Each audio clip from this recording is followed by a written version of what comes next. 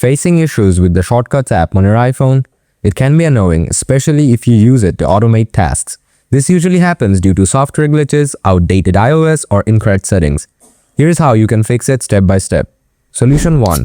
Restart the Shortcuts app. Open the app switcher by swiping up from the bottom of the screen. Find the Shortcuts app and swipe it up to close it.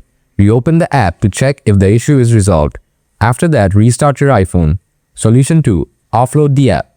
Open Setting. Tap General. Tap iPhone Storage. Find out Shortcut app. Tap Offload. Tap Offload again. Tap Reinstall. Solution 3. Turn off restriction. Open the Settings app. Scroll down. Tap Screen Time. Scroll down. Tap Content and Privacy Restrictions. Try to turn off these features. Solution 4. Re-enable Background App Refresh for shortcuts. Open the Settings app. Tap General. Scroll down. Tap Background App Refresh. Ensure that Shortcuts is enabled for background activity. This allows the app to function properly even when it's not in the foreground. Solution 5. Reset all settings. Open the Settings app. Tap General. Tap Transfer or Reset iPhone.